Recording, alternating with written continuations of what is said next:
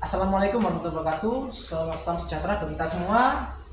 Selamat pagi kepada Dewan yang terhormat yaitu Dewan Juri dan pada panitia yang telah bersemangat dalam menyelenggarakan SMA Awards ini. Perkenalkan saya dengan saya Gasan dari SMA Satu Pasuruan dan hari ini kita akan membahas mosi yang pertama yaitu Dewan ini akan menyetujui daripada integrasi antara mapel agama dengan mapel lainnya. Nah, di sini saya akan berdiri sebagai kubu pro atau pemerintahan. Di sini teman-teman, yang pertama kita di sini saudara, yang pertama kita akan bahas adalah dalam mengintegrasikan agama dalam nilai-nilai konseling atau psikologi itu kita menggunakan disiplin ilmu psikologi yang pertama, dan yang kemudian yang kedua adalah agama digunakan sebagai alat untuk memecahkan masalah. Jadi ilmu psikologi digunakan sebagai alat untuk menavigasi masalah yang dialami oleh kita. Jadi kemudian kita menggunakan ilmu agama, ilmu religi sebagai alat memecahnya.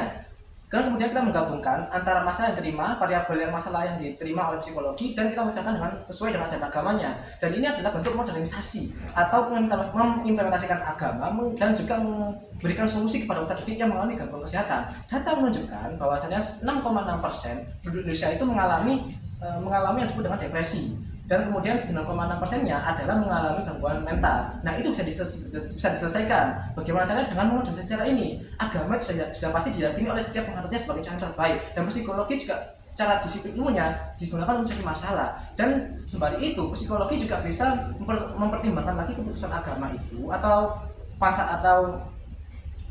yang disebut dengan solusi dari agama itu dalam disiplin ilmunya, dan kemudian itu bisa dibangun memecahkan masalah dalam masalah ini. Dan ini juga untuk modernisasi dalam penyampaian ilmu dalam pengimplementasikan agama. Kemudian dalam sosial budaya, sejarah dan budaya dalam ilmu agama manapun bisa dirender atau dijadikan satu dalam paket ilmu sejarah dan ilmu sosiologi. Bagaimana tersebut? Yang pertama ini atas dasar heritage. Heritage-nya ini yang dimaksud adalah Indonesia itu bukan hanya milik satu agama saja, melainkan juga milik semua agama, baik itu Nasrani, Hindu, Buddha maupun Konghucu. Nah, ini kita setiap agama harus meyakini, harus mengakui kepada mereka, dan kemudian harus mempelajari bagaimana bentuk pola mereka. Karena apa? Karena akan tidak ditanya intoleransi. Saya akan menggunakan logika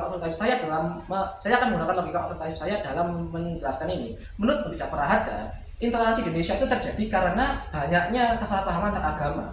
Bagaimana dari mana kesalahpahaman berasal? Ya dari mereka yang tidak mampu menjelaskan bagaimana pola-pola mereka berinteraksi, bagaimana hukum-hukumnya. Nah, oleh karena itu, ini kan sudah sepaket dengan hakikat ilmu sosial sendiri, yang dimana kita mempelajari pola-pola interaksi masyarakat satu dengan masyarakat lainnya. Dan jika kita bisa memahami pola-pola itu, maka niscaya tidak akan terjadi intoleransi, karena kita sudah mengetahui maksud, tujuan dan mereka. Dan di situ tidak ada kesalahpahaman antar tindakan atau peribadatan agama lain. Dan kemudian secara hukum, ada dalil hukum yang mengatakan lex specius profiat, artinya hukum harus atau undang-undang itu harus disosialisasikan dulu sebelum diterapkan. Artinya apa? Di sini kita mensosialisasikan Undang-Undang Dasar sebagai hukum tertinggi di Indonesia, kemudian menggunakan hukum-hukum agama yang lainnya sebagai pemerkuat fondasi itu, sehingga kita bisa menggunakan hukum UUD itu sebagai hukum yang fundamental atau hukum yang universal, yang dimana sesuai dengan ajaran mana agama manapun itu. Dan itu sifat keuniversalan itu sudah diakui atau sudah selaras dengan Pancasila sebagai ideologi bangsa.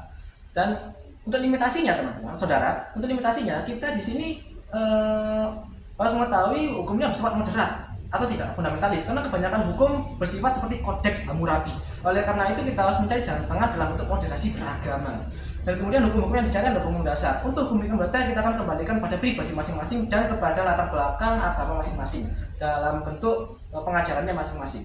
Dan saya akan kembali bentuk pendekatan kita, bentuk persetujuan kita dalam memasukkan mapel agama dan integrasikan pada mapel lainnya adalah sebagai bentuk satu, yang pertama modernisasi, dan kedua adalah peningkatan pendekatan, kemudian yang ketiga adalah sebagai cara untuk menjauhi intoleransi, fundamentalisme dan ekstremisme yang dimana sangat bertentangan dengan ideologi Pancasila dan Undang-Undang 45. Dan kemudian yang keempat adalah sebagai bentuk pengimplementasi daripada nilai-nilai agama yang lebih real dan bukan yang teoritis, namun bisa diimplementasikan dan bisa diakulturasikan atau digabungkan atau dibantu ya sebenarnya saudara dengan disiplin ilmu lainnya, sehingga lebih mudah dalam berakselerasi dengan zaman.